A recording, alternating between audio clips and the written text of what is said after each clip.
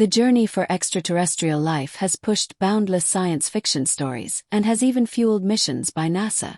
Conceivably, perhaps one of the most enchanting places in this search is Europa, a moon of Jupiter, which many acknowledge could hold dire information. Bill Nye, the remarkable science advocate, is among those who advocate for further examination of Europa, believing that this celestial body might be fundamental to unraveling the mysteries of life beyond Earth. NASA's Voyager 1 spacecraft, launched in 1977, made a groundbreaking discovery outside our nearby planetary system. This discovery has drawn the attention of some of the brightest minds today, including Bill Nye. What Voyager 1 found was ionized gas particles actively clashing and interacting just beyond the heliosphere, the bubble-like region created by the solar wind. These readings provided significant insights into what conditions might be like beyond our solar system. Could these be markers of extraterrestrial life? This question has captured the imagination of scientists and space enthusiasts alike. Bill Nye has long been a leading figure in the search for extraterrestrial life. His passion for the unknown is evident in his interviews and talks, where he frequently emphasizes the importance of space exploration. The discovery made by Voyager 1 has also fueled this passion, offering new data that could potentially answer the age-old question: are we alone in the universe? To understand why this discovery is so critical, it's important to revisit the early days of space exploration and the events leading to the launch of Voyager 1. During the 1970s, NASA had recently achieved an extraordinary feat by sending humans to the moon. This achievement ignited worldwide excitement within the academic community, and plans were soon underway to explore much farther into space. NASA's next goal was to study the outer planets of the solar system. However, sending humans on such a mission was not yet feasible. The vast distances and technological limitations of the 1970s made it necessary to rely on robotic spacecraft for these ambitious investigations. At the time, the Cold War was in full swing, and the US was in fierce competition with the Soviet Union. This rivalry extended into space, where both nations were striving to demonstrate their technological superiority. The Soviets had made significant strides in space exploration, launching the first artificial satellite in 1957 and sending the first human, Yuri Gagarin, into space in 1961. However, the US caught up with the Apollo 11 mission in 1969, landing astronauts Neil Armstrong and Buzz Aldrin on the moon. This victory was a turning point in the space race, but the US realized it couldn't rest on its laurels. The competition with the Soviet Union continued to drive NASA's ambitions. To maintain their lead in space exploration, NASA aimed to go beyond the moon, targeting the outer planets. The agency began designing spacecraft capable of traveling deep into space. One of NASA's earliest efforts was the Pioneer 10 spacecraft, launched in 1972, which became the first to fly by Jupiter and send back images. Pioneer 11 followed the next year, also heading to the outer planets. However, NASA needed a more advanced spacecraft capable of capturing detailed images and data from not just Jupiter, but also Saturn, Uranus, and Neptune. This led to the development of the Voyager program.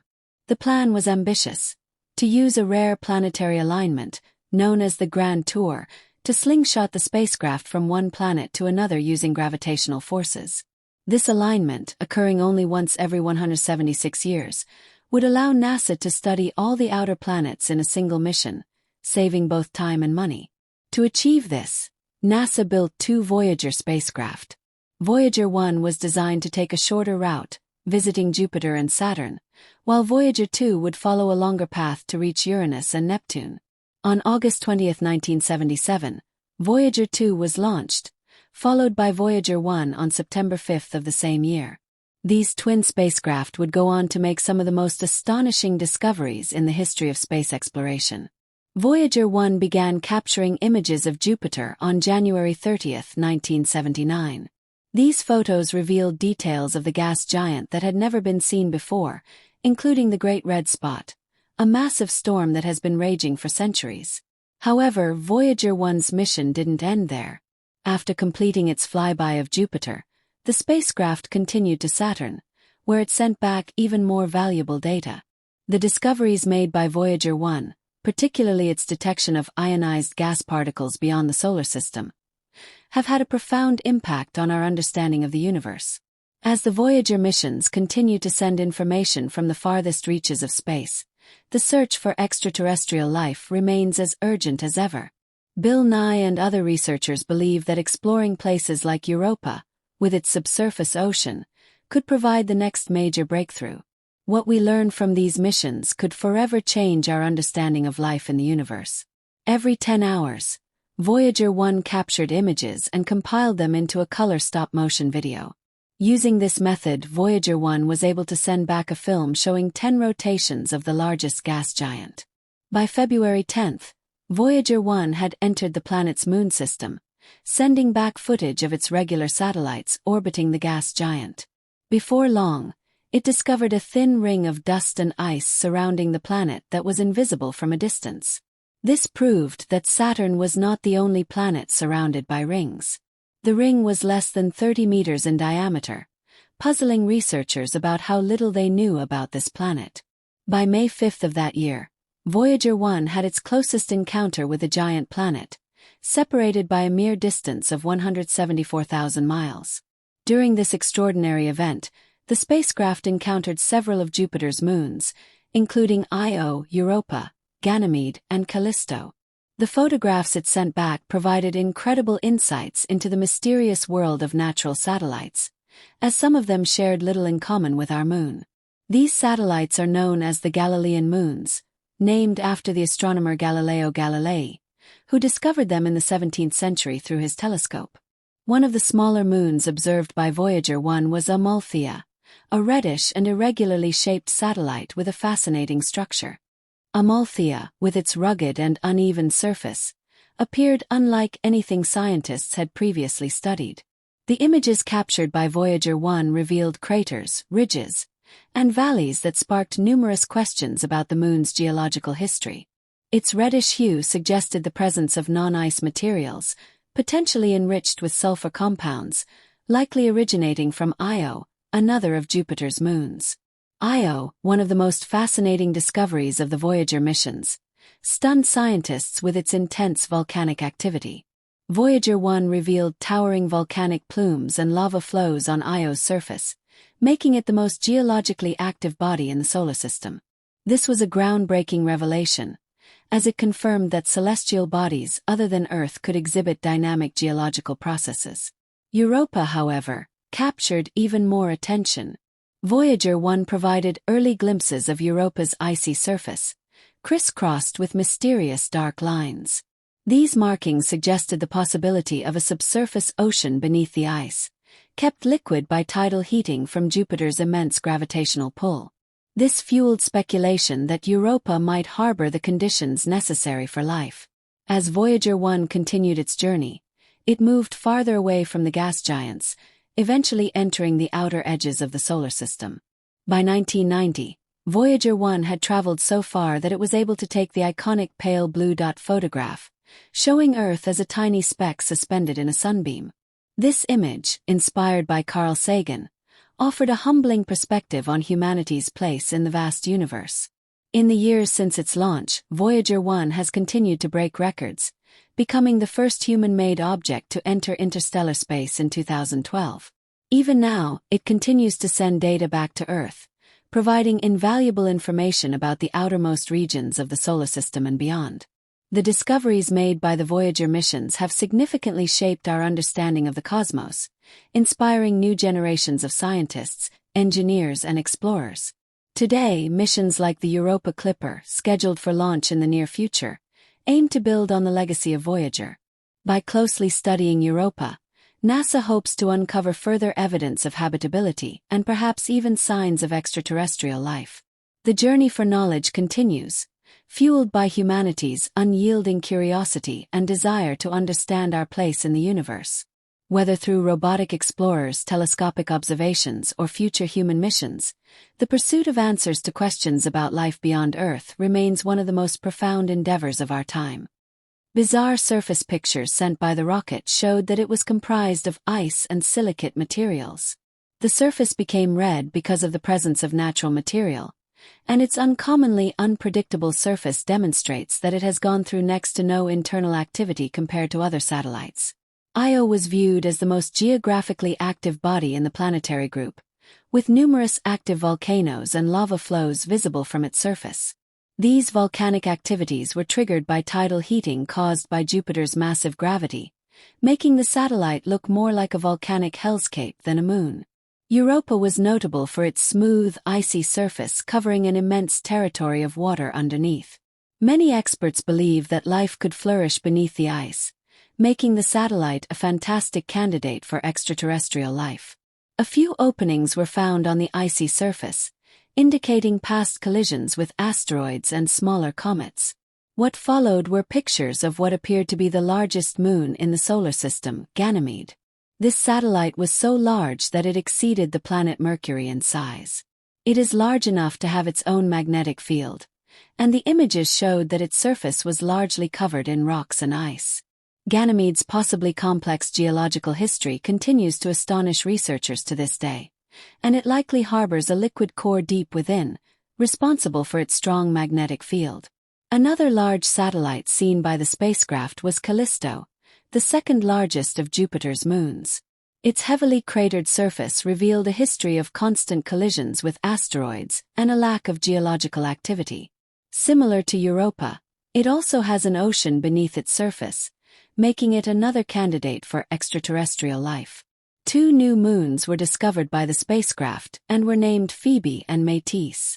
The images suggested that they are both small and irregularly shaped, much closer to the planet than other satellites. Interestingly, the planet itself and the satellites observed by the spacecraft were named after famous mythological figures. The giant planet was named after the renowned Greco-Roman god of thunder, and the orbiting satellites were named after those who had intimate encounters with him. After the spacecraft's encounter with Jupiter, a course correction was made so it wouldn't drift endlessly across the solar system like traditional satellites. This was done in anticipation of heading towards Saturn. By October of that year, another course change was made to avoid a potential collision with Titan, one of Saturn's moons. The encounter with Saturn was as grand as the previous one with Jupiter. The spacecraft discovered 5 new moons, a ring system comprised of thousands of particles, transient clouds made of particles called spokes, and a new ring that remained invisible from a distance. It was also found that there were satellites responsible for keeping Saturn's rings as well defined as they are.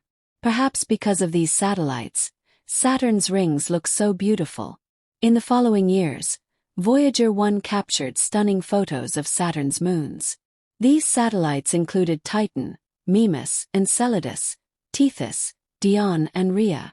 The photos revealed that they were predominantly made of ice, with possible oceans underneath, increasing the possibilities of extraterrestrial life thriving beyond Earth.